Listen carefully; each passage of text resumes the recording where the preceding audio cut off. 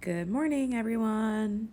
I just want to thank you all for doing a great job on all of your work and being patient, being cooperative. It's been difficult, recording the videos and editing them. It does take a while, but I hope it's all worth it for you guys. I truly hope that they're helping. And you're watching them. It says make sure that you're using the resources that I'm giving you and you're not finding any outside resources, because sometimes you tend to click on the first thing that pops up and it may or may not be correct. So I am hopefully providing you with enough resources. Khan Academy is great, so I've been including some articles. We're going to include a segment of a Khan Academy video in here today for DNA repair. So DNA repair. Before we get into that, just to clarify some differences between DNA polymerase 1 and DNA polymerase 3. DNA polymerase 3 comes before DNA polymerase 1 in replication. So this is the main building enzyme. It's laying down DNA nucleotides, only can do it in the 5' to 3' direction. Now, while it's doing this in replication, it proofreads its work. So it's laying down nucleotides in the 5' to 3' direction. While it's doing that, it's making sure that it's laying down the correct nucleotides. Mistakes can occur. So DNA polymerase 3 is able to proofread while working. If it makes a mistake, and we'll talk about this in a second, it can actually move back, fix that nucleotide, and then keep going in the correct direction. DNA polymerase 1 is the enzyme that is used to replace the RNA nucleotides that were laid down by the RNA primase and replace them with DNA. And it is still, same thing, moving in the 5' to 3' direction. Also, DNA polymerase 1 is used to repair DNA. So both polymerases are involved in proofreading and repair. DNA polymerase 3, while it's laying down nucleotides and checking its work and correcting its mistakes as it goes, that's referred to as proofreading. And then DNA polymerase 1 is involved in a lot of DNA repair, but it's hard to find specifications of whether or not the specific repair mechanisms that we talk about, whether or not it's done by DNA polymerase 1 or DNA polymerase 3. I'm not really concerned about you knowing that, but this one is definitely specific to DNA polymerase 3, that while it is working, it can realize that it makes a mistake, move back, remove that nucleotide, and fix it. In order to prevent mutations, right, because what can mutations possibly cause? We already answered this. It can potentially cause cancer. And cells have a mechanism to try and prevent mutation. So in order to prevent mutation, faulty DNA is going to be repaired by different enzymes. So the different polymerases. And also some different enzymes involved as well. Wrong nucleotide, so this can be like a nucleotide was not supposed to be there and then was put there, or nucleotides can be damaged. Those can be fixed either during replication or after replication. It can go back and fix some damage as well. So there's two main types of repair. There's single strand repair and double strand repair. So single strand repair is if the damage occurred on one single strand of DNA. Double strand repair would be if the damage occurred on two strands of DNA. So we're going to start off talking about single strand repair first. But single strand repair can happen, as you can see by these underlined words. It could happen during DNA replication, which would be that proofreading thing that I talked about that's done by DNA polymerase 3. Or it could happen after DNA replication. And if you notice, it says base excision or nucleotide excision So the first Khan Academy video is going to talk about mismatch repair. Let's take a look at a segment of DNA that's in the process of being replicated. And I want to focus in particular on the enzyme that replicates DNA. And that enzyme is DNA polymerase. And actually there are a few different types of DNA polymerases, and the one that we're looking at right now is DNA polymerase 3. So DNA polymerase 3 synthesizes new DNA, and it also has the ability to proofread, or kind of check the DNA that it's putting together and make sure that there are no mistakes in it. But before we get into that, let's just orient ourselves, quickly summarize the diagram that we're looking at. So this enzyme over here is DNA helicase. That's the enzyme that unwinds the double-stranded DNA so that DNA polymerase can then come in and start replicating. Right over here, you can see I drew the backbone in a different color. That's the RNA primer. Now let's just label the DNA strand that's being synthesized. It's synthesized from 5' to 3'. And actually, the bottom strand of DNA is synthesized in the same time as the top strand, but I just left that out of the drawing to keep things simple. And so thymine and cytosine are the pyrimidines. They are composed of a single ring structure. So they're made up of one ring that has 6 sides to it. And then adenine and guanine are the purines. They are a double ring structure. So they're composed of one ring with 6 sides to it, and then that ring is attached to another ring that has 5 sides to it. And so let's get back to our DNA that's being replicated. Right over here I left a space, I didn't put the nucleotide in, and let's say that by accident, instead of it being paired up with the proper base, which is adenine, it accidentally gets paired up with a guanine. So that's a mistake. And DNA polymerase 3 actually has the ability to sense if it made a mistake. And if it does realize that, it's going to go backwards and it's going to actually remove the incorrect base and replace it with the correct base. So let's do that. It's going to remove the incorrect base and replace it with the correct one. Of course, remember the nitrogen base is attached to the sugar backbone. And so this activity that I just described to you is called exonuclease activity. And so nuclease tells us that means the ability to remove a nucleotide. And exo, just going to underline that. So exo tells us that it can remove a nucleotide, but only from the end of a DNA strand. So it was able to remove the nucleotide because it was at the end of a strand. This is in contrast to endonuclease activity. So an endonuclease can actually remove a nucleotide from the middle of a DNA strand. So it would be able to remove, I don't know, a nucleotide from like right over here, for example. And just keep that in mind because we're going to come across some endonucleases as well. Anyway, back to our exonuclease activity. If we want to be more specific, the exonuclease activity of DNA polymerase 3 is actually 3' to 5' exonuclease activity. And the reason it's called 3' to 5' exonuclease activity is because when DNA polymerase 3 makes that correction, it has to move backwards in the 3' to 5' direction in order to do that. There's another enzyme, DNA polymerase 1. I'm just going to abbreviate polymerase with POL. And DNA polymerase 1 also has exonuclease activity.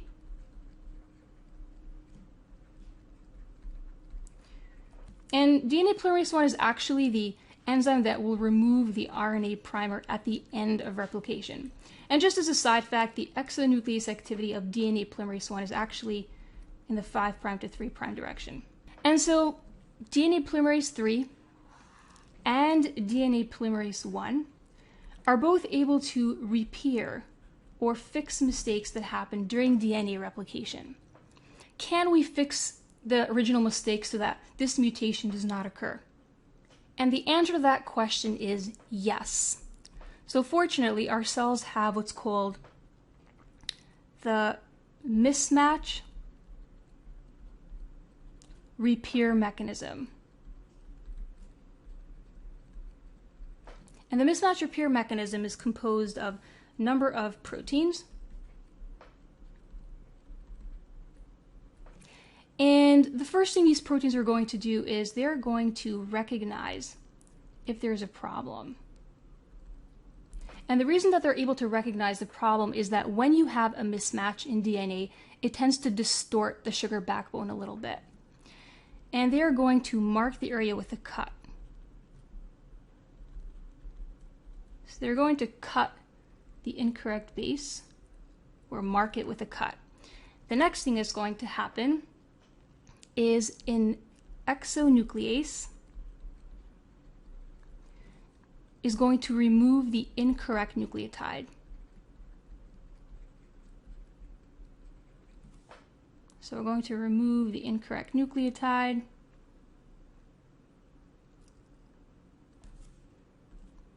The next step is one of the DNA polymerases is going to insert the correct nucleotide. So we're going to pair our thymine up with adenine. And the last step is a DNA ligase is going to connect the new nucleotide to the nucleotides on its sides and also to its complementary nucleotide on the other strand. And I'm actually going to just correct that distorted sugar backbone. And so here's our repaired DNA. And just to clarify, the mismatch repair mechanism that we're talking about here happens after replication. The repair is done by DNA polymerase 3 and DNA polymerase 1 that we discussed before.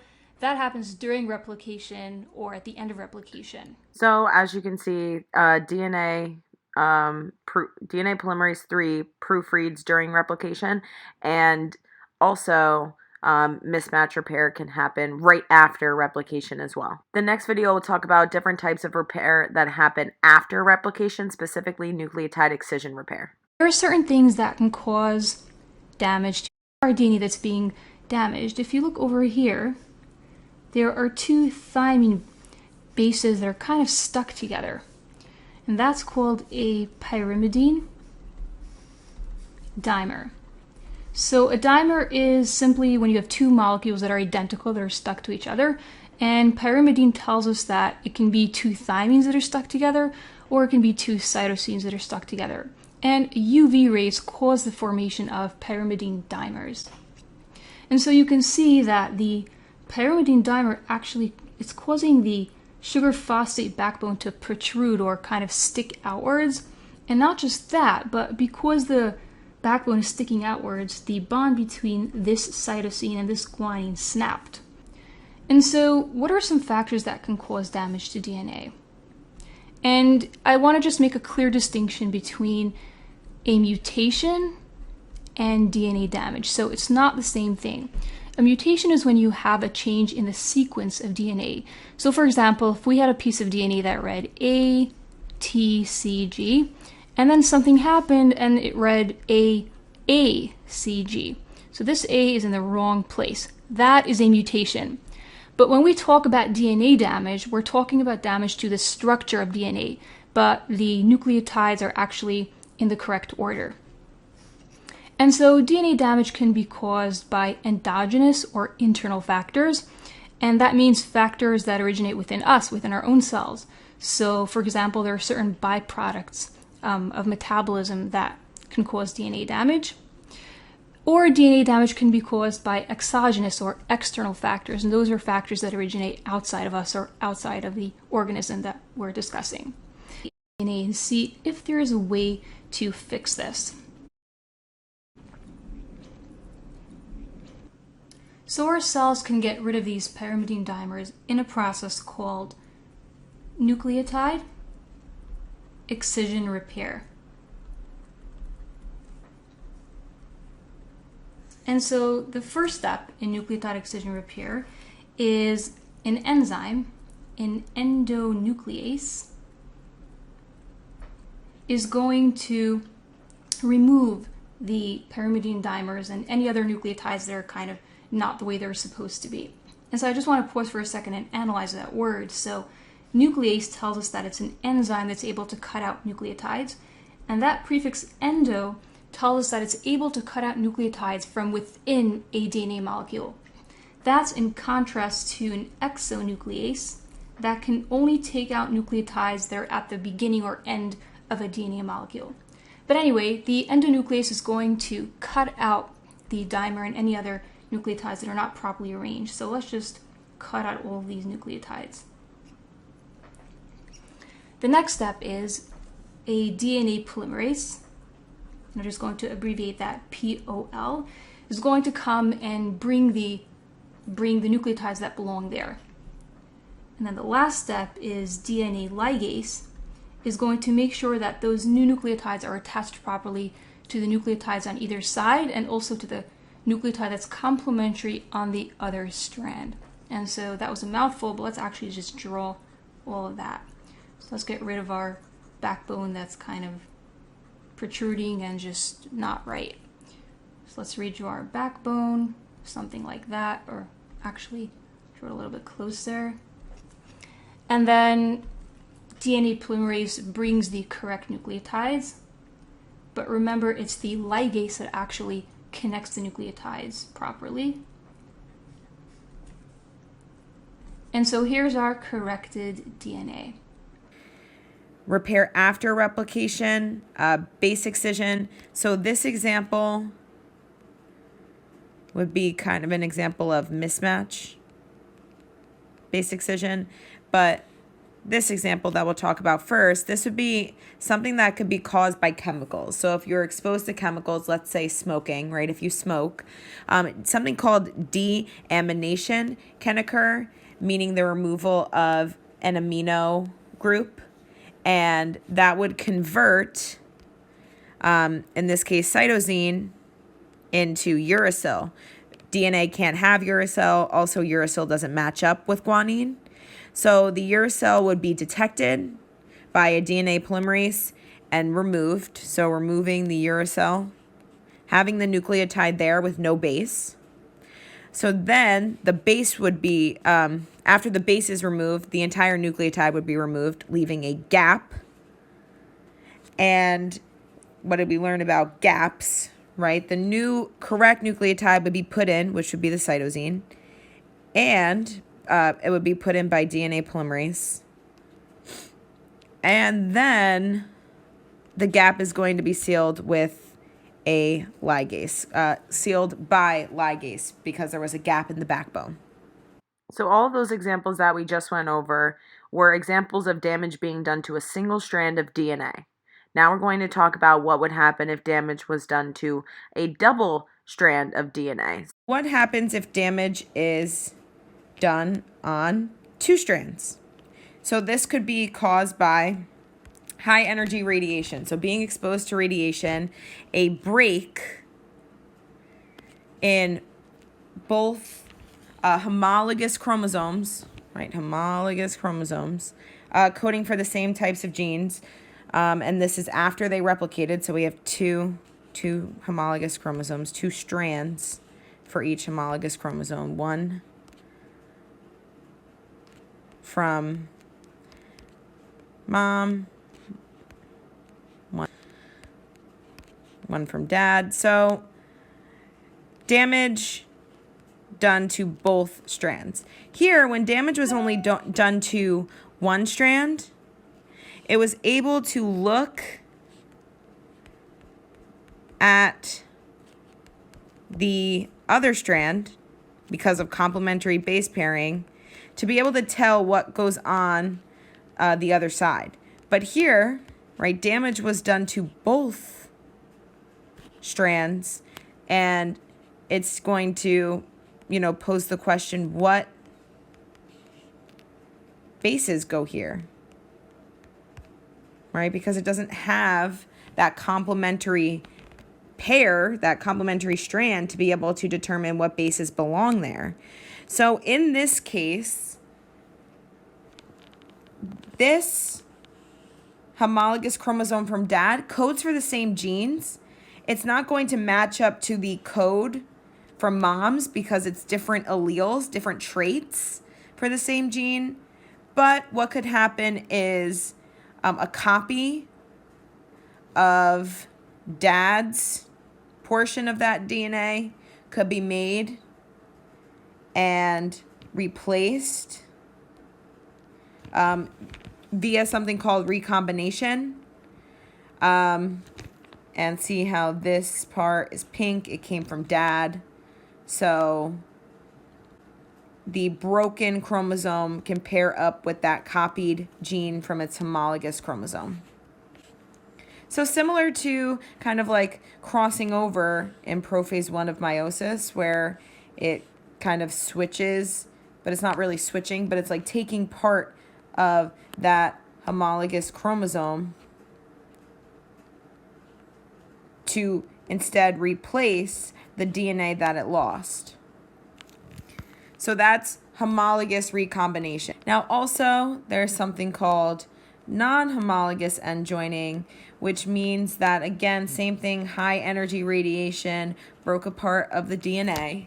Now in non-homologous end joining, the same thing happened where high energy radiation broke a part of the DNA, but in this case it may be a part of the DNA, a couple of nucleotides that maybe weren't that important or vital, or the cell for some reason didn't care enough to repair that DNA with using homologous recombination. So the chromosome is just glued back together without filling in what belonged there and just gluing the two broken ends together. Usually could lead to just a small mutation because, like I said, it's probably something not major that the cell didn't care enough to do this to fix it. So could lead to a small mutation, but it's just glued back together. So depending on if it's important, because it's losing a part of the DNA, so it does result as a mutation. Maybe the small mutation could be fine and it'll be able to be okay, not really cause something major, or maybe it's not okay. So depending on what gene was supposed to be coded there. All right, so that's just a little bit about repair. And what we're going to do is on Monday, we're going to be doing basically a live discussion, a typing discussion, kind of like a discussion board on Google Classroom. So your homework is going to be to prepare for that discussion by reading an article and answering some discussion questions. I hope you have a fabulous weekend. And please let me know, as always, if you have any questions, any suggestions.